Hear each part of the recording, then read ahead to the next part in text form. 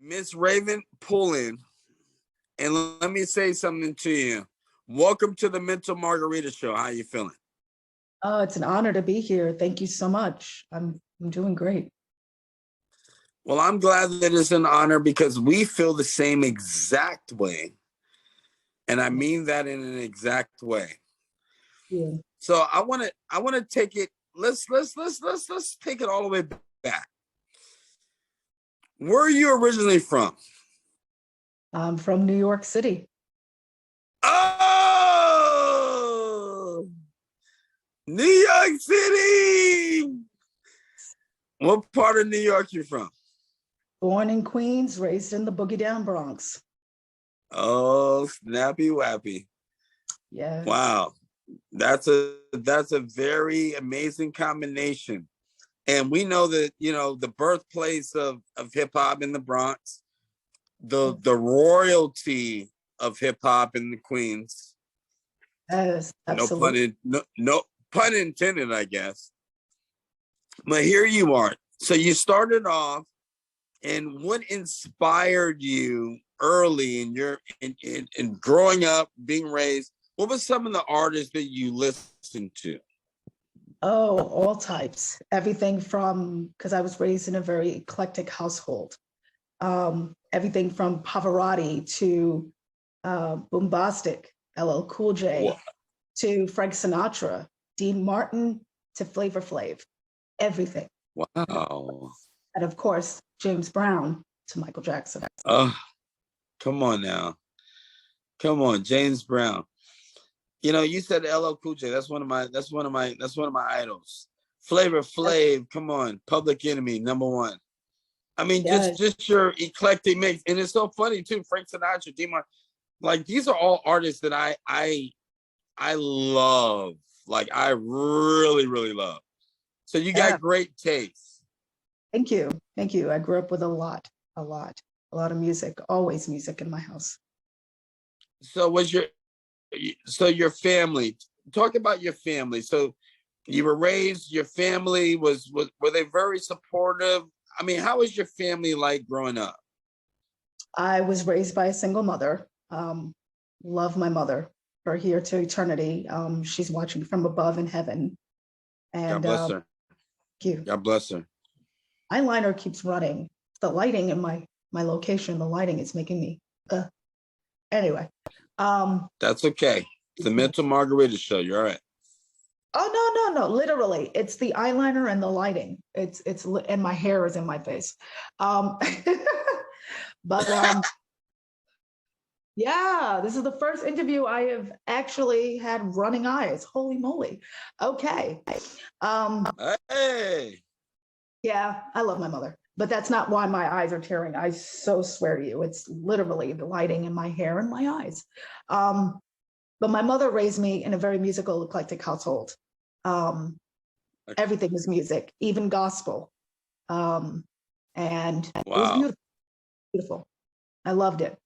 Every minute. I'm gonna have to fix my. Give me a second while I'm talking to you. Keep talking.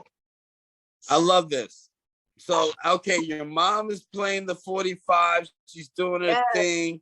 The music is blasting in the household. Everything is feeling lovely. Yeah. And now, all of a sudden, did you go to school? You go to college? I mean, Yes. What happened as you got a certain age? I started dancing at the age of 5, doing everything You from start dancing?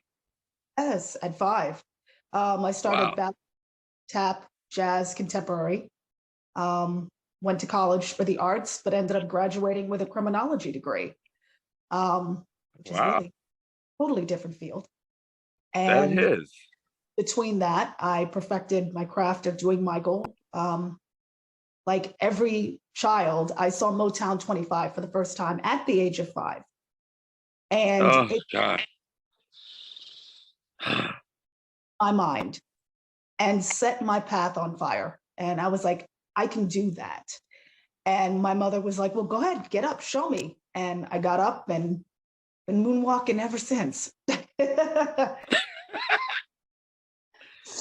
So, I want to share a story with you, Ms. Raven Pullen. What? When I was I think I might have been 9. Okay. And I saw Michael Jackson for the first time. I went to the flea market to buy some karate shoes. Okay. And I had to learn how to do the moonwalk. And my Mhm. mother used to take me to the local mall, and I would do this little rendition. And the store owners would give me $1 or $2. And then after I was done walking through the whole entire mall, whatever little money that I had, that was my money for my toy. I would have hit the video games in the arcades. I did that too. Oh my God. Arcade. No, that is crazy. Oh my goodness. So obviously Michael Jackson has made a lot of impact in your life. Absolutely. What is it about Michael Jackson that touches your soul? Everything. His humanitarianism, his heart, how he looks at life, how his intelligence was so surpassed than anybody ever knew. He was extremely intelligent. And that was only the iceberg of what I love about this man. You know, he was everything to me. He was so remarkable. Oh my gosh. And you know, it's sad to see what the media try to paint this certain image of Michael, and those that are really close to him, they know that is so far from the truth. Absolutely. How do those things affect you when you were hearing people trying to, like, you know, beat him down and make his image not what it truly is? How did that affect you loving him so much? Well, remember what he always said: lies run sprints, but the truth runs miles. So no matter how much they tried to blemish, discredit, blasphemize him, he always prevailed, because the light always overcomes the dark. And the truth is free. So that's deep. That's running miles right there. That's running miles right there in the Mental Margarita Show. Now, Miss Raven Pullen, you know, I admire your grace. Thank you. I admire your style. Tell me your first experience channeling Michael Jackson's spirit and soul, and you channel it in such a way that it's just phenomenal. Tell me your first experience of you channeling his soul and doing what you do. It would have to have been when I was 15. It was like my first major big show. To some it was small. To me, it was a festival of at least 200 people. And it was a competition, and I was going against people that were so much more professional than me, but I figured to give it a chance. Wow. Risk not, you'll never know. And I went, I competed, and I won. And you won? Which shocked me too. Snap. A lot of great artists that night. And I remember feeling so much love from the audience. And I'm like, that's what he felt. That's what he felt. Yeah. And I'm like, oh my God, it was amazing. It was amazing. Wow. That's amazing. That's what he felt. Yeah. And I don't, because once the music takes over, it's not me anymore. It's the music. It's him. It's so crazy. You know what? I find out. I find that music is so powerful, right? Yeah, it is. It transcends. It takes you to a whole dimension. A whole new. It does. You free. It really does. And another thing that I see, you know, as I'm thinking about this, because I really am, and oh my gosh, man. I tell you, it takes a lot of courage for you to be able to get in front of a whole bunch of people and do what you do. Because I mean, he's held so high. So I think a lot of people don't realize how much courage it takes for you to be able to do that. Yes, it takes a lot. It's a lot. I mean, what do you have to go through your thought process of being able to do that? I just pray. I pray before I go on stage. I pray to the man above first, and then I ask Michael to be with me in any way he knows how, which has always been through the music. And I do it. I give them me, them him, in the best. Wow. You know what's crazy is that before you gave me that answer, I was actually thinking of that, and I was kind of like dozing off a little bit, and I was saying to myself, I wonder if Michael's in heaven right now, and like someone like you that just showcases him so well and has so much love for what you do and for what he has done, if he just sprinkles some pixie dust over you. I would hope so. I feel his spirit when I'm performing. I feel him with me in his own way. And what are some of the performances that you have done? Oh, God. I've been doing this since I was 15. New York, New Jersey, Pennsylvania, Florida, Las Vegas, casinos, California, Kentucky, recently Kentucky. Wow. Soon Carolina, Georgia, here in Atlanta, Maryland. I'd like to go to Texas soon. Wow. So you're all over the place. I love it. I love it. So, you have Elvis, okay, and who's immortalized, and everybody loves Elvis, and his movie was fantastic. We learn a lot about Elvis, obviously, through that movie. See the movie. I haven't. You really got to go check it out.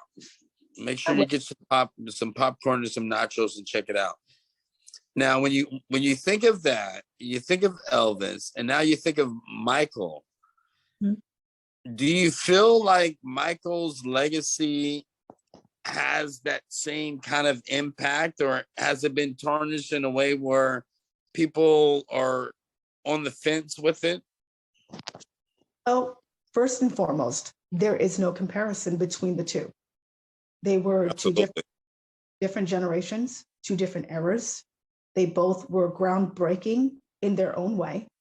Right. He was inspired also by Elvis, besides the fact that he married his daughter, which he loved her to the day he died. And she loved him back. There is no comparison. They were about the music. They were about soul. If you listen to Elvis's music, he was inspired by the Black church. He was inspired by gospel, R&B, blues, funk. He was inspired by it, and so was Michael. So therefore, both their gifts were to continue the music, continue the soul. Absolutely. So you can't compare them. There's no way. I agree with you. Now, do you think the general public view it that way? Because you're out there and you're able to see the response from the people? I've been next to an Elvis tribute artist, and I've seen the reaction in that regard. And we jokingly and lovingly would say we'd see each other at family dinner. But it's no different. I mean, the love is there. The love is there. The only slight difference I could possibly notice was the excitement. The little slight change in the energy. Energy. A little different. Wow, that's great. And as powerhouse energy, is powerhouse energy. Powerhouse energy was Michael. Powerhouse in all aspects. Yeah. It's hard to test that kind of energy. And Oh, the reason why I like to ask you these questions, Miss Raven Pullen, is because I also can mine and see how much you truly love this person. Because you got impersonators that are out there that do it just for the money. yes. And I want to make a clear distinction here on the Mental Margarita show that Miss Raven Pullen doesn't. No, it's for the love. It's my way of giving back to the people that haven't experienced him, to give back to those, to give them that minute and that moment in time to see it again, to feel it again, because he's no longer here, to give newer generations a taste of what he was about, and continue that message, that love, the music. That's, to me, what it's all about. Absolutely. Absolutely. But even the money I give back, I donate them to charity. Wow. I follow in all his aspects, even humanitarian. I'll take half my pay cut and I'll donate it to a charity. That's great. That's fantastic. That's what it's about. Spreading the love. You know what? It's all about the love, and boy, do we love you right now. You are an amazing soul. So now tell me this: what is your preparation prior to a show? You got to stay fit. You got to work out. Michael was a pretty flexible guy. It takes a lot of exercise. I'm very naturally energetic as it is. So I do a lot of exercise, a lot of cardio, a lot of sit-ups, crunches, jogging, yoga for meditation to give me that balance. Yoga to give that balance, and plenty of sleep, which I don't get a lot of sleep. Don't get a lot of sleep, but it's okay. You don't get a lot of sleep? Not really. Okay. Well, you're moonwalking after hours. Always. I'm always writing and making ideas of what I want to do next. What do I want to perform for the next shows, for the next projects, the next videos, everything, right down to my photo shoots. I'm always like a hamster on a wheel doing stuff, That's so great. Sleep when I'm dead. Right. Sleep is the cousin of death. So with that being said, yes. How do the people reach you if they want to follow you, they want to get updated on where you're going to be at as you're moonwalking across the nation? Yes, and international soon. International. You can reach me on Facebook, MJ's Raven Pullen. You can reach me on Instagram, MJ's Raven, the number 7, which is my favorite number. You can reach me on YouTube. You can type in MJ's Raven and you find my channel and tap in there. And I do respond to everybody as quickly as I can. I'm not the type to not respond. I do respond to my fans. I do respond to my acquaintances and supporters. I feel it's very important to reach back to those that support you, because they make you who Very you are. Important. They make you, and they can break you. And to me, it's all about love. So why not? If they say, love you, I love you back. I love you more. Thank you for supporting me consistently. You have to. There's a lot of people that don't do that. There's a lot that don't. Yeah, there's a lot of people that don't do that, but we know that Michael did that. Exactly. And love that he spread, it healed the world. Yes. And I'm feeling the healing right now just talking to you. It's fantastic. I want to let you know it's an absolute pleasure to have you on the Mental Margarita show. It's been an honor. You're amazing. You're amazing. You are as well. And I look forward to meeting you soon. And we got to collaborate. We got to be in Vegas, man. We got to do something. I'm coming out there. Actually, I'll be on the West Coast in March. I will be out there in March. I have a few projects I'm doing. and taking a little vacation time for myself as well. So I will definitely let you know. We will definitely meet up. All right. Well, you definitely need a vacation. And let me tell you something. Michael is smiling very big right now. He's in heaven looking at you, and he's smiling, and you're making us smile. God bless you, okay?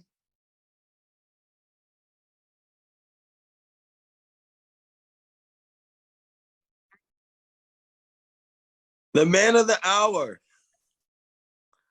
My brother. How you doing? Good morning, good morning, good morning, good morning.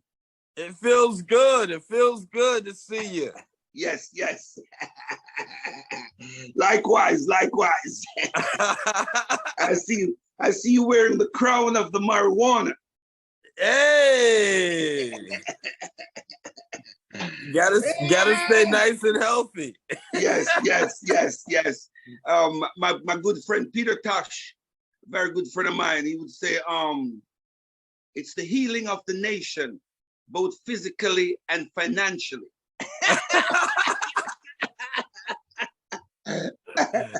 You know what, Prince? It Yes. feels so good to have you on the Mental Margarita show, man. You know, Well, when I got a chance to really meet you over the phone, I immediately felt your energy and your spirit. Nice, nice, nice. I want to tell you, I want to thank you so much for having me on your Margarita show, because most people hear about the margarita, but they don't know it's a mental margarita for the mind. That's right. That's right. So, you know, I'm in Florida where we have the original Margaritaville down here. You got to come down here on the beach, the Hollywood beach, and enjoy. I definitely do. Yes, a little bit of the Margaritaville. Jimmy Buffett is a friend of mine too. He come to Jamaica a lot.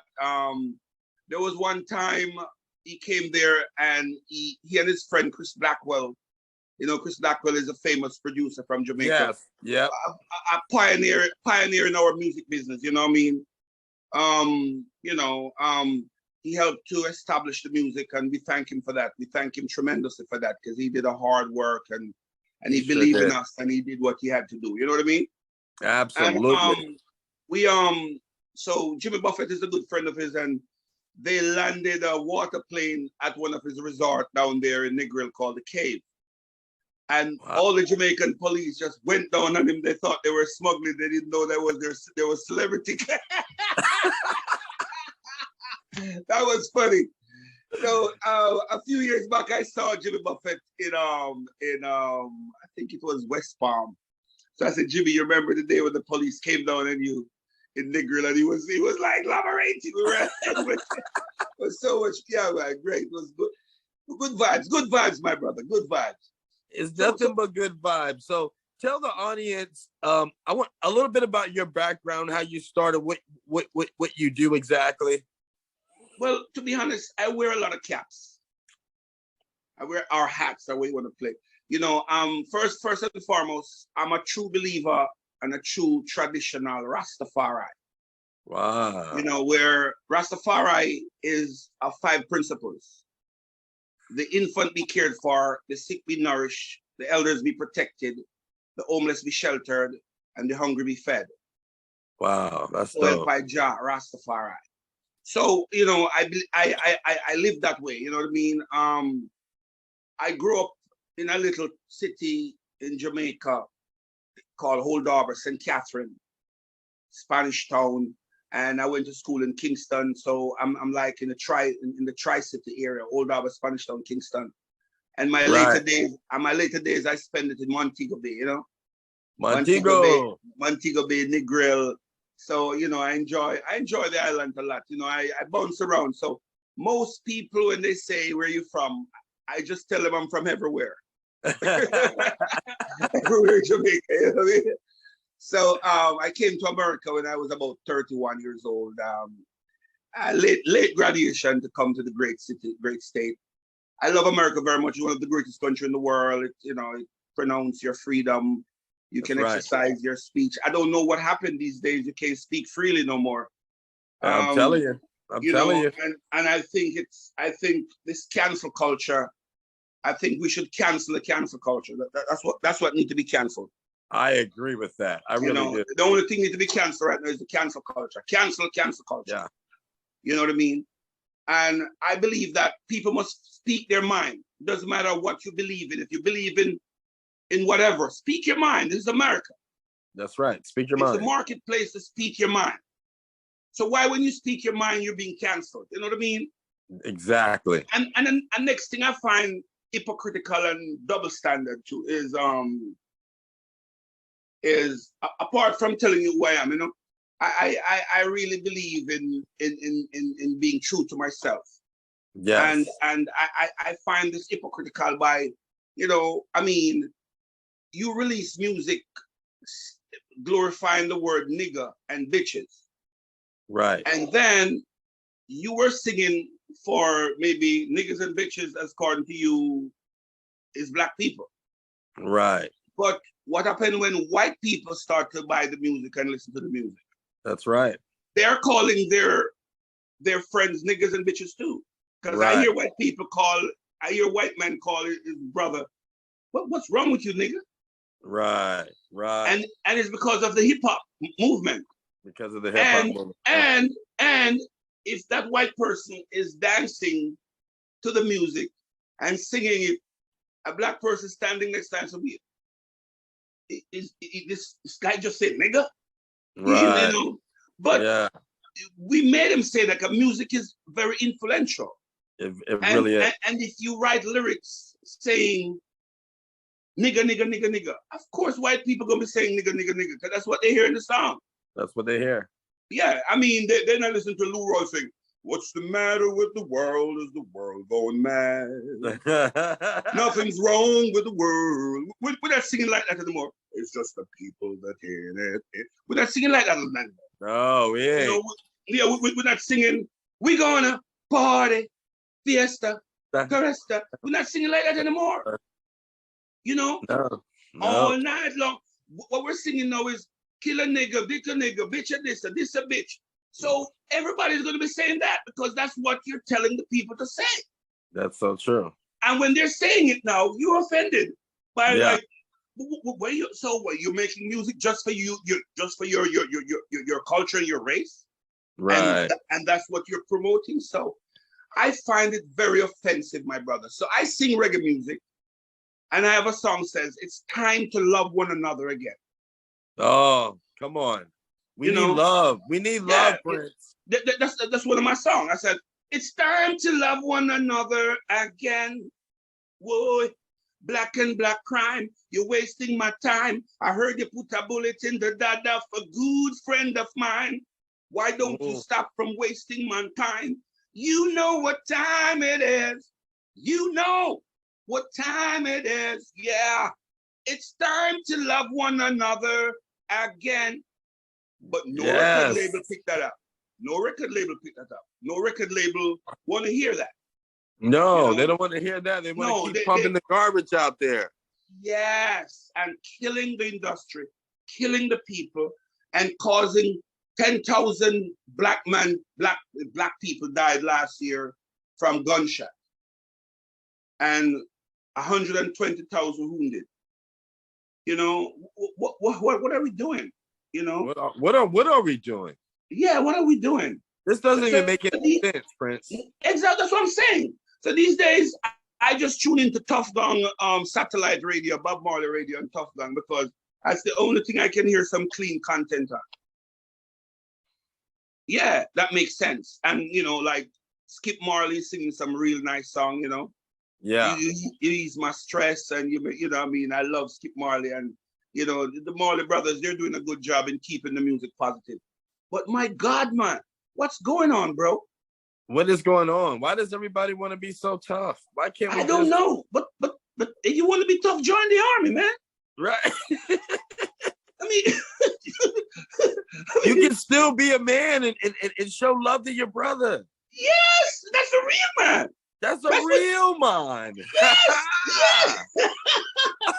the real man. The real man says show love. So what I do, I played in the movie Shatters. Shatters, that's it. Yeah, you remember that? Yeah, and that's classic. That movie, I think, it was exposing politicians and dirty, you know, all the dirt that was going on in society. Yeah. I don't know if it was a good choice for the director, but when I came here in '97, I came here as a talent and I wanted to be in a movie, and I was recruited because I'm a dreadlocks and they wanted some dreadlocks, you know, Rasta. Yeah. So, you know, I played a role. And the night when I did the first part in the movie, I went home and I dreamt see Bob Marley. And he had no locks on. And I said, wait, Bob, oh, I never seen you without locks. And Bob said to me, I don't like what you guys are doing, man. Wow. Straight up, just like that. And it was Bob's son that starred that movie. Wow, You know, that's I don't think I ever tell them. I think I told King Sporty. You know who King Sporty is? Yeah. King Sporty wrote Buffalo Soldier for Bob. Yeah. Better right. Right husband. Yeah. So you know, but you know, I'm working on some movies now. I have a movie called 5 Days to 100 Mil. I'm working on that. I'm writing a book saying one step ahead of you. And I am working on my next album. You know, I'm doing a little work here and there. And I have a magazine called Bob Magazine. Wow. Okay. Bob. Yeah, Bob mean not bring your own bottle, but oh, come on, Prince. but black owned business. Oh, that's tight. Yeah. So we're encouraging all Black people to put their money in Black-owned banks. And, you know, I'm not saying you shouldn't spend it with other races, because we like foreign cars and we don't make cars. So, right. You know, we're still going to have to buy cars from other races. Right. And I'm encouraging people to buy land and farm it so you can grow your own food. So if the supermarket is closed, you can still go grab something out of the ground and cook. You know, stuff like that. That's turning into an issue. Yeah. And you know, it's just like I see what's happening with Kanye West now. I mean, he realized what's going on and he's trying to speak about it. And I think they take it out, they took it out of context, you know? Yeah. Because he himself spelled the word wrong, because the word is DEFCON and not DEFCON. Right. And he spelled it wrong, and it really means a defensive mode. It has nothing to do with attack. It's DEFCON really. If you look check the definition of that word, it's defensive. You know, being being on defense. Right. Yeah. So they took it out of context, and you know, I think what they did to him was wrong. Yeah, it's you know what, it's a very sensitive topic for a lot of people. And I just think that, I mean, I want to see something peaceful happen for the brother. It has to. And people like you, my brother, you have to make sure that you spread the word, because what I see today in the media, really, and what I see today in the media, the people, they create a narrative. Right. And they elaborate on it. And they don't really bring you the news and let you, with your own free thinking mind, you know, pick up what you want out of it. They're actually serving you in your plate. Exactly. What they think that you should have. That's so true. That is so true. And it's sad, because I see them destroy Barack Obama. I see them destroy Donald Trump. And now they're destroying Joe Biden. I mean, we must respect the office of the presidency, man. And we must respect democracy. Democracy is not to hate the opponent. No. It is to disagree, to agree. Exactly. You know, simply mean that if I vote for Joe Biden and Trump win, we cheer Trump on and support Trump to the fullest, 100%. 100%, right? No 40%. No bullshit. Support the president. Yes. Because Yeah. you're not supporting an individual. You're supporting the office that runs United States of America. Exactly. So we should be 100% on board. You know, just like if the Lakers play Miami Heat and Lakers win. Lakers is the champ. Yeah, I'm buying a Lakers hat. You know, we supported the Lakers. You know what I mean? Right. They did their thing. The champ is the winner. The champ is the winner. And you know what? We're all in this together. We're all in this together. Thank you. Come on. So you know, that is where I stand as a human being, as a person. Because I grew up in Jamaica where the politics was very dirty. Yeah. And I don't want that to come here, because if it's come here, it's going to be very ugly, because you have 100 more times people live here than what live in Jamaica.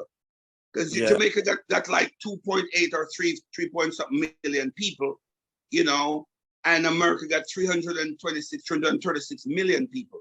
So that's 100 times more people. So if you have that same kind of politics come here, it's gonna be 100 times worse.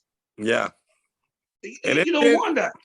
It's getting there. We have to put a stop to this. You have to, bro. We have to. And the only way we can do that is the media, because Malcolm X says he who controls the media controls the masses. And when we realize and see what's going on, there are 6 media companies that control 90% of the media. Yeah. And that's dangerous. That's very dangerous. It's extremely dangerous. I mean, just to have such a monopoly on something that's so important and influential to humanity. Because information is the most important thing in the world. Because the quest for knowledge never ceases. That's right.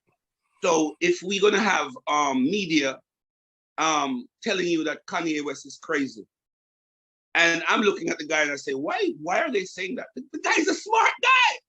Yeah. I mean, how come he's so crazy and so rich? And you're so smart and so goddamn poor, can't even pay your mortgage. That's right. You know what I'm saying? I'm like, come on, man. Right. You know? What's the definition of crazy? Exactly. You know, so I find it very... They thought Steve Jobs was crazy. Look at that.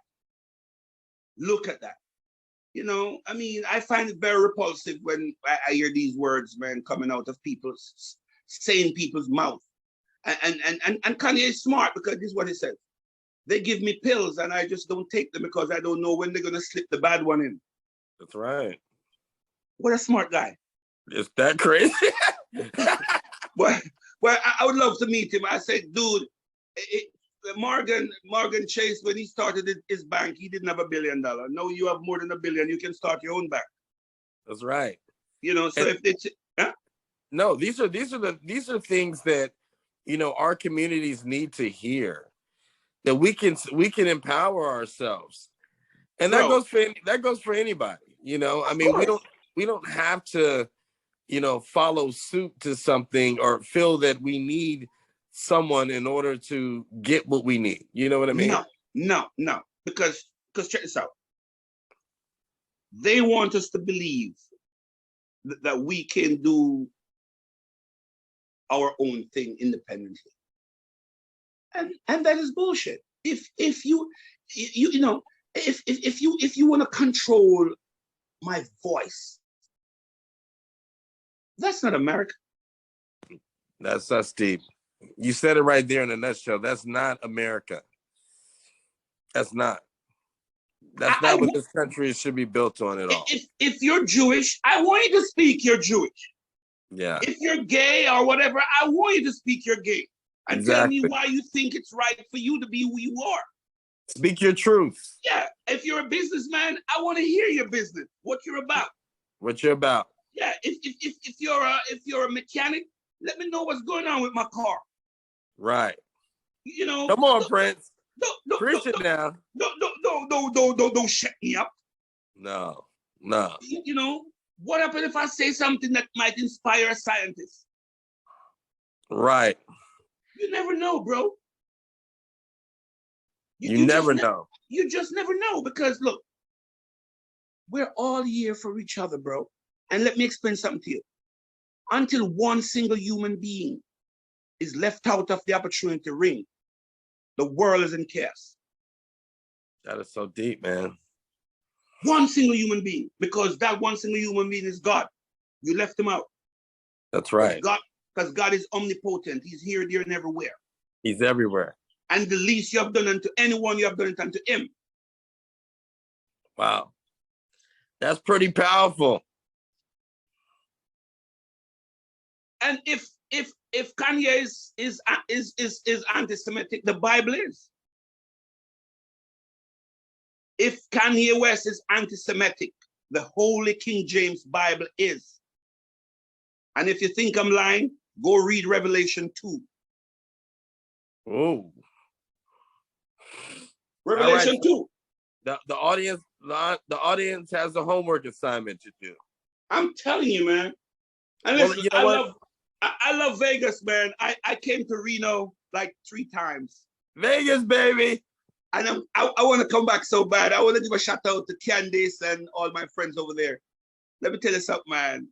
I love can't Vegas. wait to hang out with you, friends. I can't. Man, listen. I want to come to the Nugget. I want to come to the Bellagio. I want to come to Caesar's Palace. Man, I was in Reno. I was in Reno the other day, man. And because back in the days, I drove through and I sold my CDs, right? And, you know, that's another thing. These people, they take the CD away from the people because they want to control what the people listen to. Right. We need to have options. We need to have digital and we need to have CDs and records again, because look, if they decided to take down your music off the platform, the people can get it. That's right. But if we have CDs, you cannot stop me from selling my CDs. That's right. You see the narrative. We got to own our masters too. Exactly. Exactly, my brother. Well, I tell you, man, I love to do this one more time with you, man. Hey, Prince, let me ask you something. Yeah. Speaking of masters, I know that you got a master plan that you're working on. Yeah. A festival, something within that nature. Yes. I don't want to let the bird out of the bag just yet. Okay. But we're working on something real huge in Florida. And we're trying to do it in Lake Placid, Avon Park, or on the Seminole Reservation. We're still in dialogue. It's going to be July 1st for next year.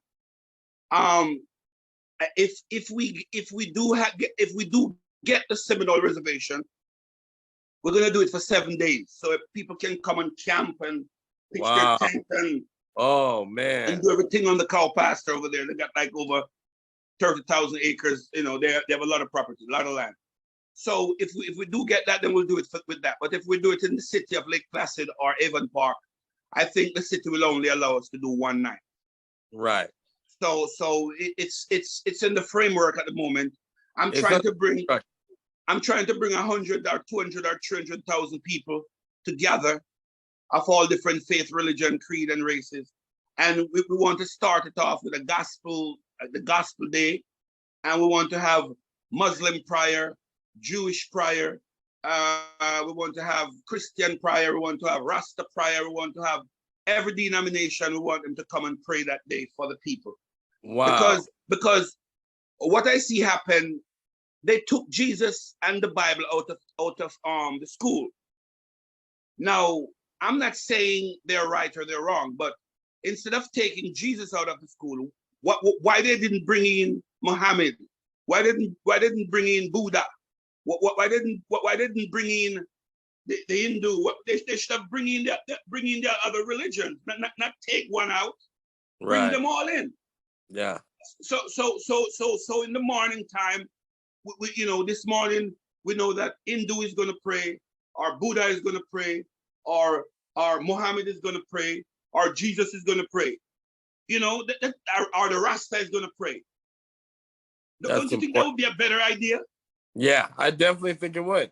Yeah, but they take the Bible out and it's out. They should have keep the Bible in, bring in the Quran, bring in all the other holy books, so that the people can enjoy and learn from a younger age how to respect other people's religion and other people's stance.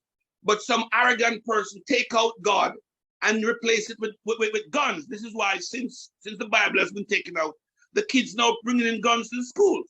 Yeah. It's what I'm saying. It's true. So this festival is about bringing all the people together, and we're gonna have if it happened on the Seminole Res, we're gonna have country and music night, we're gonna have reggae night, we're gonna have hip hop night, we're gonna have rhythm and blues night, we're gonna have jazz night, we're gonna have the top 40 night, and we're gonna have a Christian religious night where Christian and religion, all religion can come together in one. Like everybody's perform their religious vibe and everybody enjoy each other religious vibe. Yeah, we gotta enjoy each other. We gotta have man. understanding of each other. Yeah, man. We don't have 4 feet. We have 2. We all have 2 feet. So I don't see the segregation.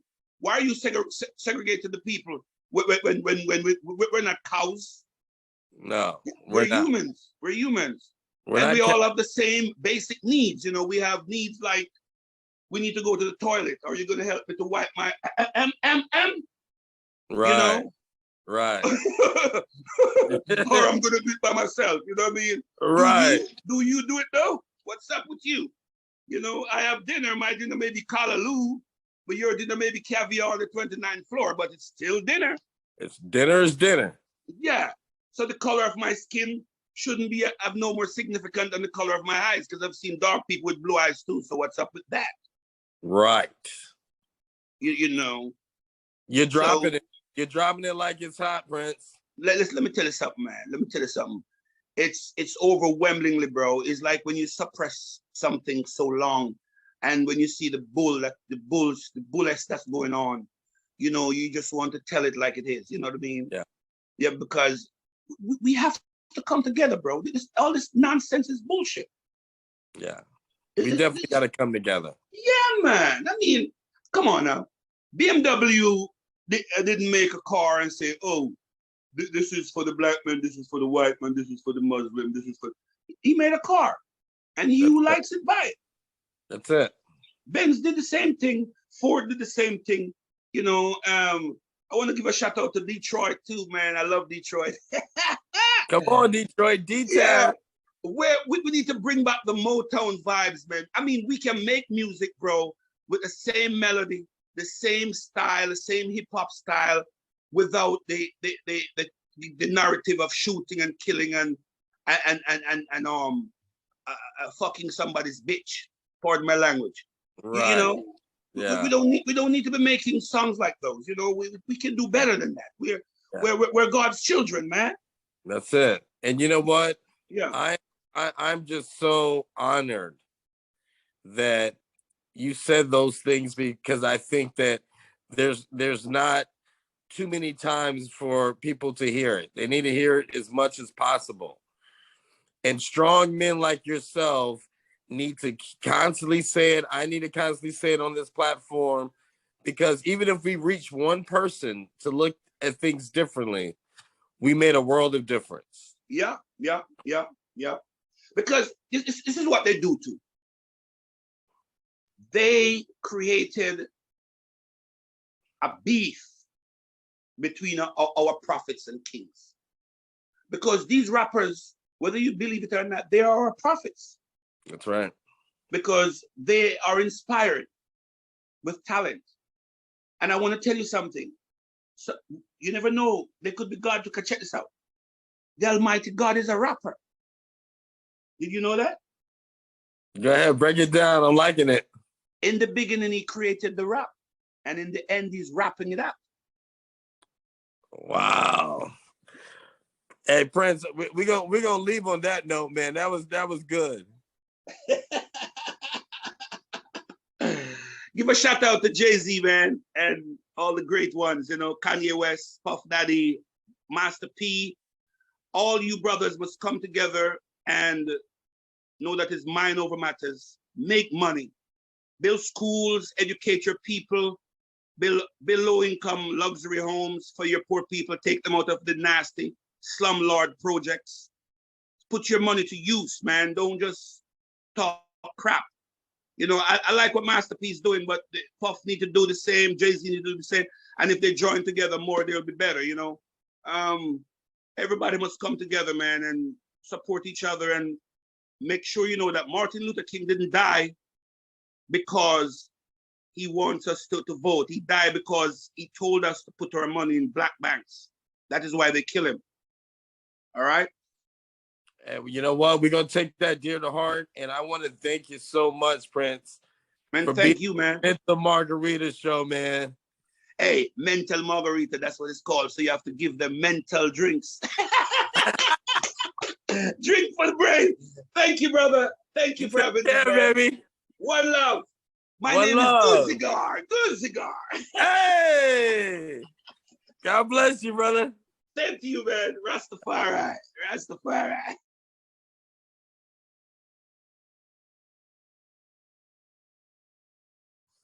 I appreciate you, brother. The Mental Margarita Show. Yes, sir. We got Marco Johnson in the house. Appreciate you. Appreciate you. Let me see here. Son of Willie the Bam Johnson, Hall of Famer, superstar in the martial arts world. Won the world championship title in junior traditional forms. Named best all-around athlete by NASCAR. Undefeated in empty hand for 2 years. Also got the Triple Crown. Yes, you know how rare it is to get the Triple Crown? Yes, man. and from B-more. Yes, sir. You grew up in Baltimore. Yes, sir. How was it like growing up in Baltimore? Everything you can imagine. Everything you can imagine. It's the trenches. I tell everybody, I don't say no part of the country's worse so bad, but if you make it out of Baltimore, you made it. Like for us, like if you make it out, to that next level, maybe you go to college, you playing ball, you following your dreams, you've made it, because it's a melting pot. So it's really crab in a basket city where you can get pulled down into, and it's not bad. You can just get pulled down into the hustle of the game, just wanting to survive. Like I tell everybody, we some of the greatest hustlers that never go nowhere. Like we have some of the greatest minds. That's deep, man. That's deep. So like, growing up here is, and I still work in the city. That's why I work with kids in the city, because of the fact that I know how hard it is for somebody to pay it forward to get out of here. So right. You know, it's interesting because I think I read something on you, and you had a quote that said something similar to, it's not about winning a tournament for you. It's affecting these kids' life. Yes, now sir. You got something called the martial elements. Yes, sir. Yes, sir. Tell me a little bit about that. So the DME is called the Martial Elements Inc. So I created this my nonprofit organization, and what it does is it embodies a better lifestyle. A lot of people would say, I've done martial arts for so long that I wanted to create something that took away the dollar sign in front of martial arts, right? But took it back to the art of teaching, where somebody could take it and go further with it. Because for me, martial arts wasn't about, I only could learn it if I had money.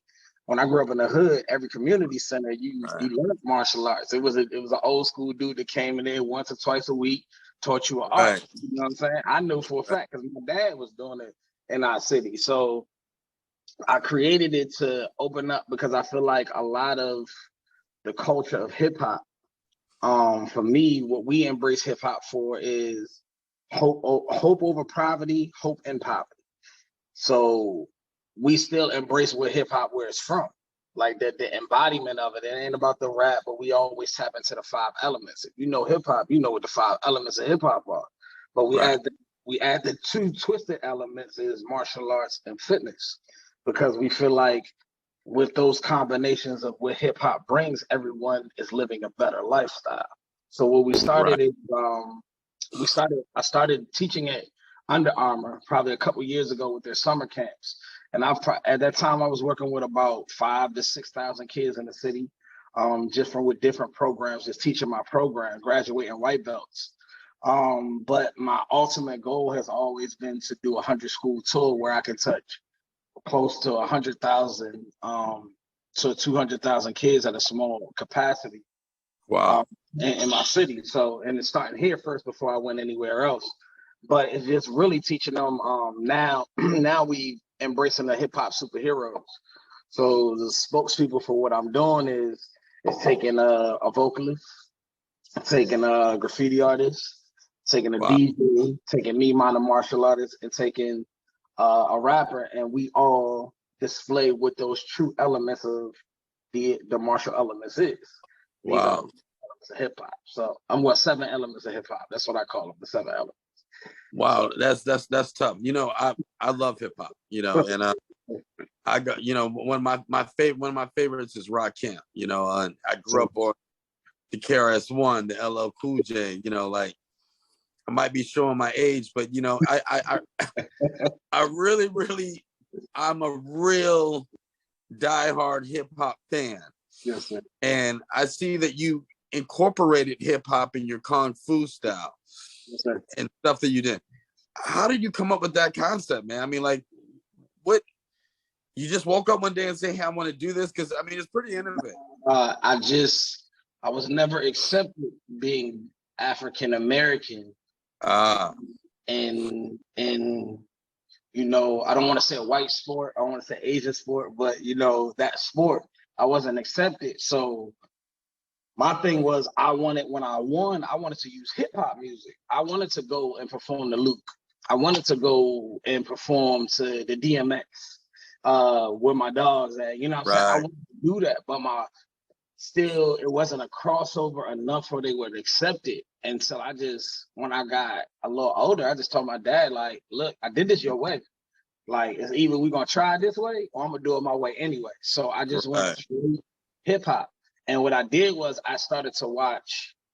See, for me, when I watch Kung Fu movies, when I performed my form, I never performed my form trying to emulate the champions I've seen that I grew up watching.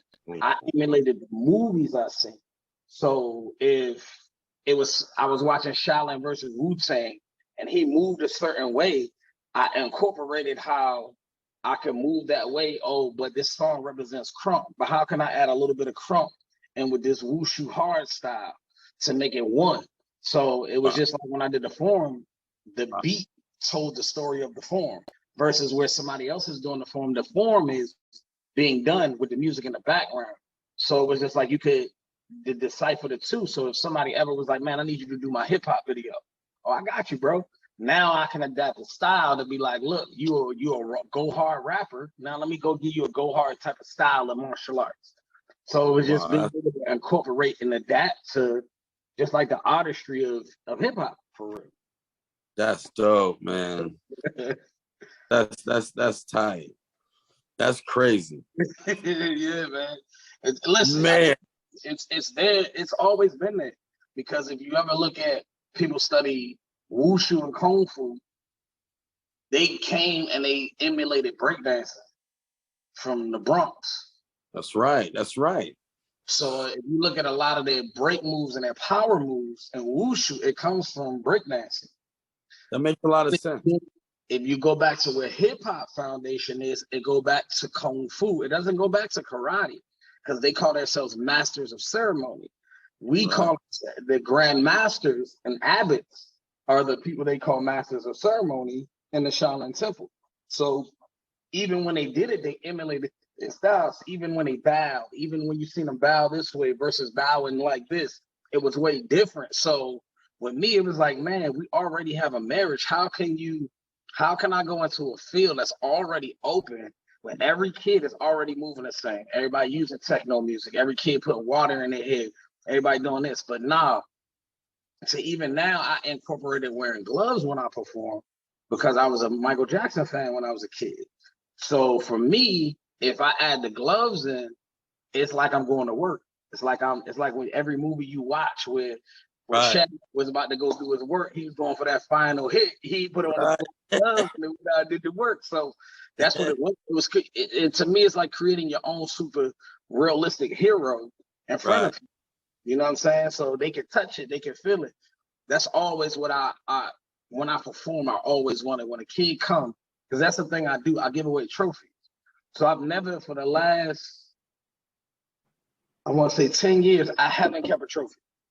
I Wow. probably over 2,000, 3,000 tournaments, but I've given every trophy away to a kid because of the fact that when I was coming up, my thing was, there's a guy named Kung Fu Joe. Kung Fu Joe was the man back in the day. He won a lot of tournaments. But when Kung Fu Joe died, only thing Kung Fu Joe had when he died was trophies. He had no legacy. He had no system. He had no bank account. He had nothing to leave but those trophies. So for me, I give away my trophies to the kids because for me, I've learned the legacy of what the trophies excelled me to do in my career now.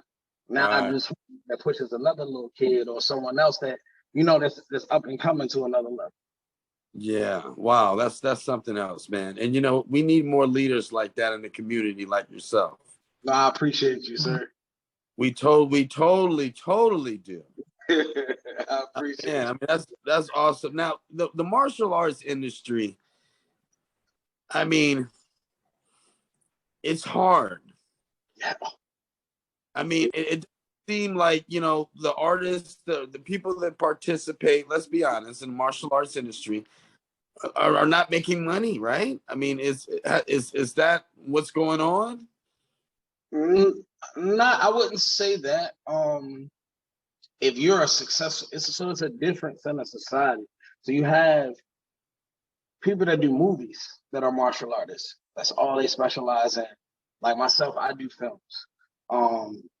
You have people that they may be martial arts teachers, and that's all they have a school, so they're a part of a foundation.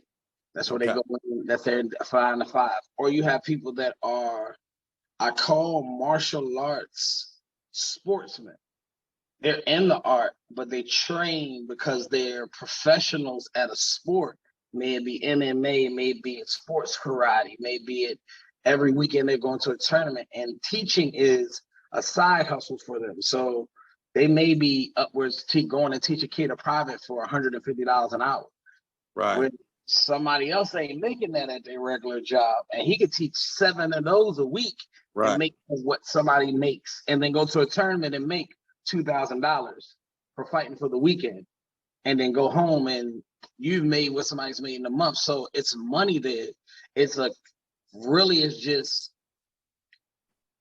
not the same exposure as if you was to do MMA or boxing, or you see what I'm saying? The combat sports, it takes away, you actually have to be a star trying to do movies. But most movie stars huh? Yeah, you. Yeah. Yeah. Well, you gotta do what I'm doing. I guess that's what it is. You gotta mix it up. And I think I was trying to say. But mine's is philanthropy. So I educate people through entertainment. The movies is just a vehicle. Like I've been on TV since I was 2 years old. So being on the news with my dad, from being one of the first Black men to go over to China and be recognized by the Beijing Institute, to come in and him opening his first school, and McDonald's giving him a school. So Channel 2 News did an interview on us. Then we did WMAC Masters. I don't know if you're familiar with that show. My dad was on that show with Bruce Lee's daughter. Little Bam. Yeah. I was on that show. And that Excel, I mean, for that still is a cult classic. That's like a Comic-Con thing now. Like I never knew how big people were into the show until we had, I guess it was like the 15 to 20 year anniversary, and it was more people getting active. And then I worked with Bobby Samuels, which is Sammo Hung's godbrother. He's one of the first Black men to go over and be a part of that stunt team with Jackie Chan, Young Buell, Sammo Hung. So That's I tough. won the contest for the urban action up and coming next action star. So they had a contest where they brought in all these up and coming athletes, and we competed against each other. You had to do a form, a weapon, and put together your own fight sequence. So I won. So they gave me a choice to be able to work with Fred Williamson, Three the Hard Way, everybody know Fred, or work with Bobby Samuels, Grandmaster Bobby Samuels. I chose to work with Bobby Samuels, and the choice I made that for is because my lane has always been in the Jackie Chan lane. It's been, how can I make my martial arts family friendly, where your grandmother be like, man, I want to watch that, like Eddie Murphy, like Right. like martial arts, like, but you're the sequence where you still get comedy, but you get action also. So working with him gave me an opportunity to work with a lot of Hong Kong guys and meet a lot of directors. We worked on 2 projects. We actually entered in the HBO contest with Black Salt when it was released on HBO. Okay. But as being a trailer, we released it. They only promoted the trailer because when we first did it, they didn't, when everybody's this movie thing, I never got to understand it until that time. We did all this work and they dropped this trailer, and the trailer got so much pub in a little short movie they did on me that we did a movie together. And then when I seen that game and I see Hollywood and I see that you have 2 options. It's not like how it was in the 90s where you could be an action star, you do your stunts, and you act. You either an actor or you either a stuntman. That's either the 2 ways Hollywood works now. You're either acting or you're either doing a stuntman. So I took it because I'm hip hop.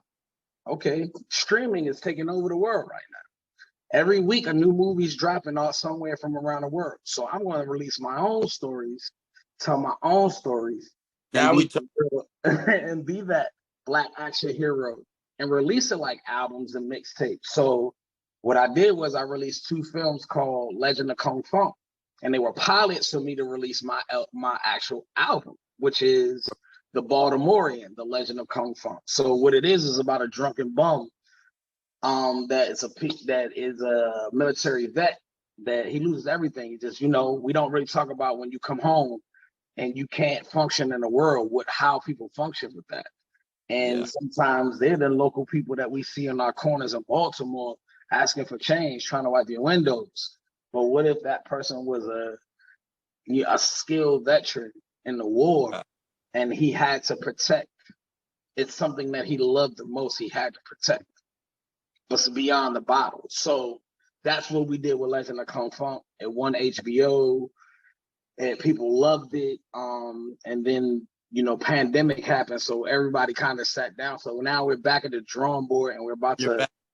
Yeah, we're back. We're going to do the full feature. And I got a lot of talented people. I got my guy Lion Beckford. He was in Wonder Woman.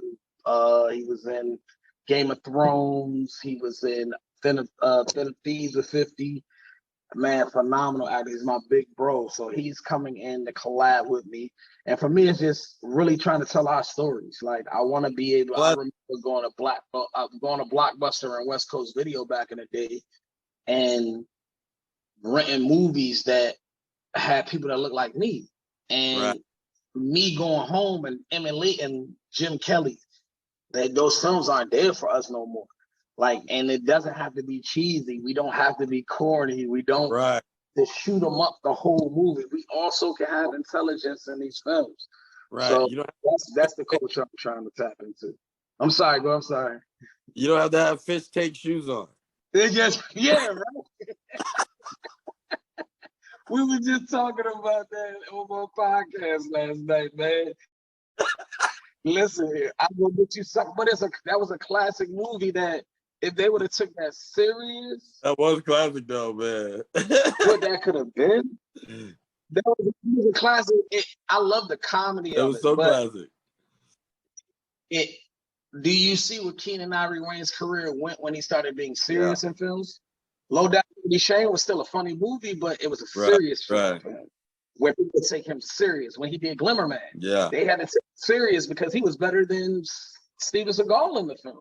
Yeah. Like, so it's for me, it's that culture because we don't have that. It's Michael John White and who else? That's right. That's it. That's it. And that's you. gatekeeper right now. It's you, bro. Yeah, yes, sir. Yes, sir. I'm coming for the top spot though. I like him. I like him. That's my bro. That's OG. But That's it. my daddy That's only it. told me to go for one spot. That's the number one spot. Like That's it. We got to get it, man. We got to get it. And yes. you know, you've had your downs. Yeah, yeah. You know, I read something where you were homeless and you know, you were going through a rough situation. And I want to inspire the audience. What do you do when you're feeling low, when you feel like things are not working your way? What piece of advice would you give the audience? Man, I'll just tell everybody, man, just from my experience of being homeless. I'll tell you, I have two experiences that changed my life. We always have experiences. My first experience was being homeless at 22. Being homeless at 22, I just was so determined on my dream. I wasn't gonna go backwards. I was gonna be an entertainer. I don't care what nobody said. And any way that they told me I was gonna do, I was going to clubs and battling people just to eat.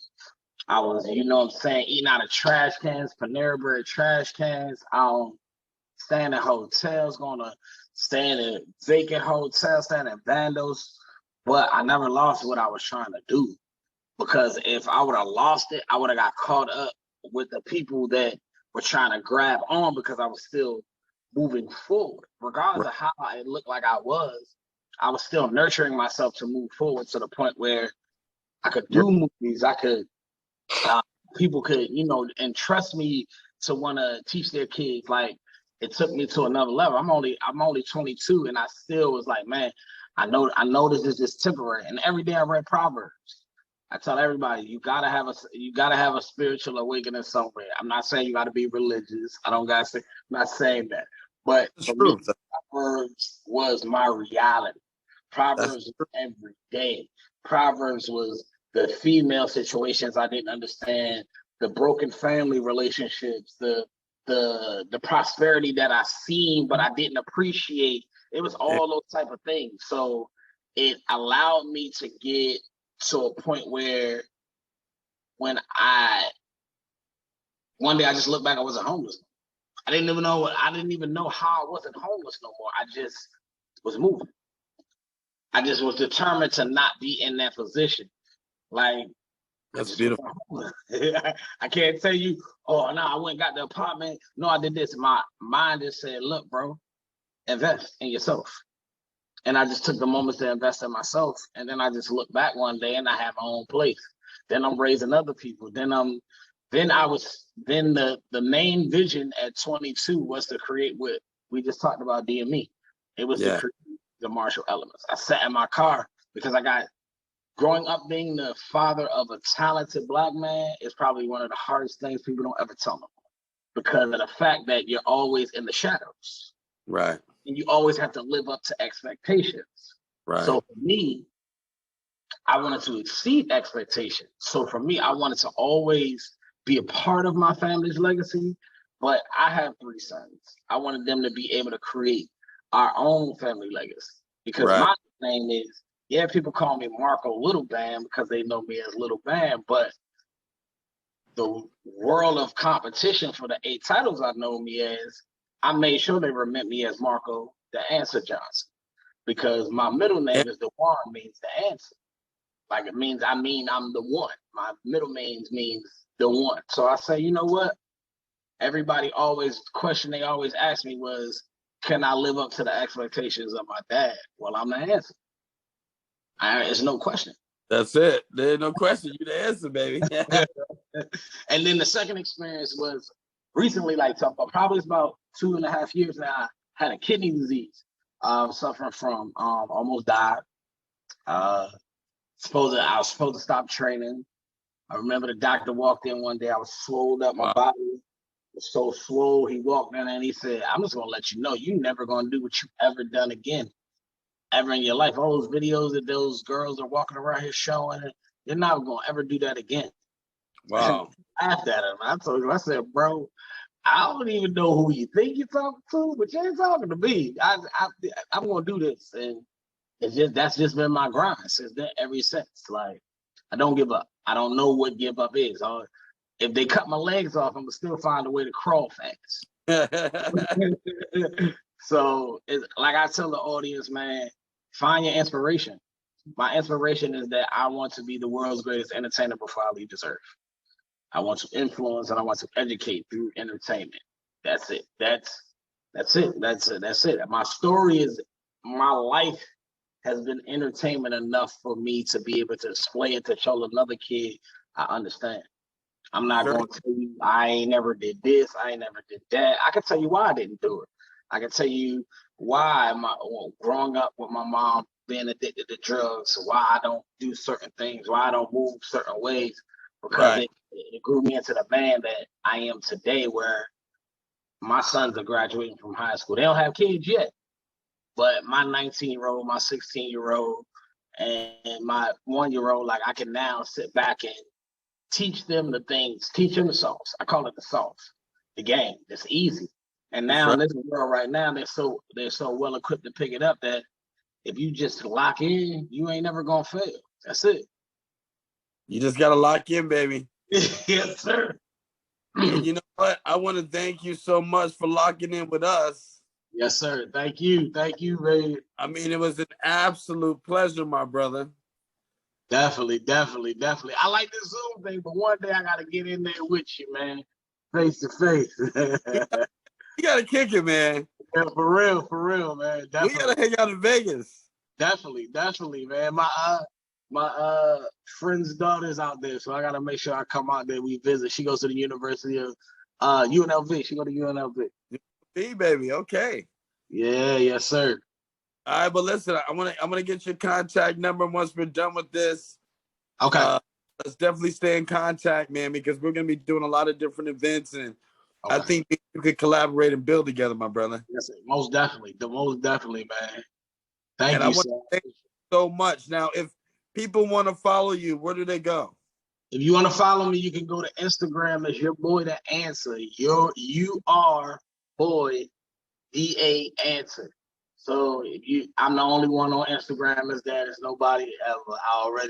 I'm looking for the blue check mark. They're gonna give me my blue check mark soon. There's only one in, baby. On Facebook is Marco Johnson, and also you can go to my website, themarshalelements.com. And that'll keep you on what I'm doing as far as with my nonprofit, because we have a couple pop-up events, and we're gonna be doing soon the hip hop superhero show. And also I'll have a day when I'm filming this movie where people can walk on set and actually watch these fight scenes done live. That's never really been done in film, but I feel like I want to break a lot of cultural gaps that people don't do, that say, man, you shouldn't do that. Like, well, why? If I get 100 fans to come watch me do this, they're gonna give me 200 fans to come watch when the movie drop. Exactly. So that's the type of things that we got in store. But yeah, you want to follow me? That's how you follow me. Every Wednesday, you can tune into our podcast, Mully and Marco on Instagram Live. And all we do is talk about the culture and lifestyle, man. That's my big brother, Mully, man. He is the wire himself. So if you ever heard, Mully, yeah, that's my big bro. So we jump. Mully. That's my big bro. Yeah, we got a little show together. We do. So, and he's the VP of my nonprofit. So, okay, that's what I'm talking about. And the nonprofit is, once again, it is the Marshall Elements Incorporated. Okay. So you guys take notes on that. It was a pleasure, and I'll see you in Vegas soon, my brother. Yes, sir. Most definitely. I appreciate you, sir. Let's shake the world. Yes, sir.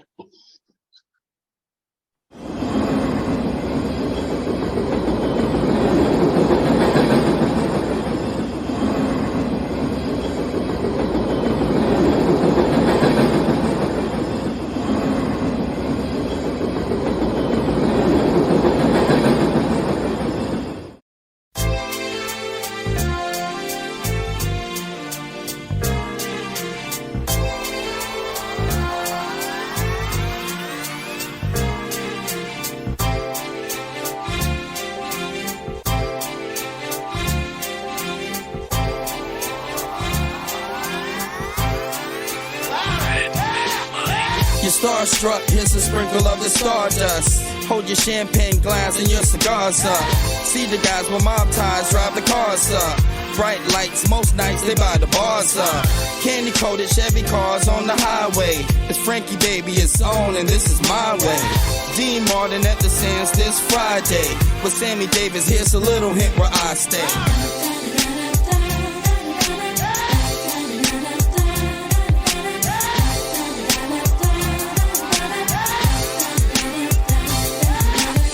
The city shines like Liberace's mansion. And you know Elvis had the whole city dancing.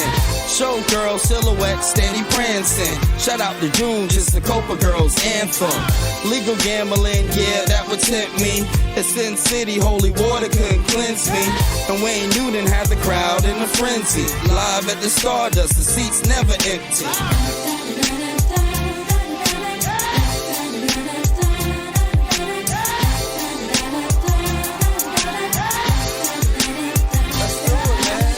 Now if you having a good time in Las Vegas, at the count of 3, I want to hear you scream, Viva Las Vegas. Ready?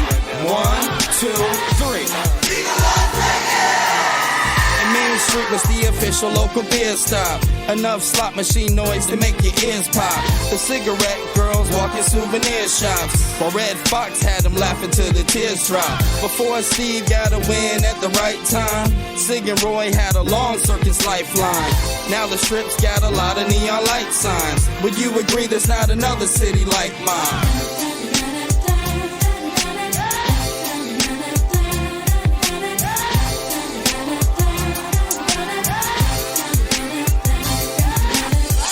Years later, Mayweather got the city hot, and everybody in your city with a TV watch. Celine Dion got celebrities at every spot.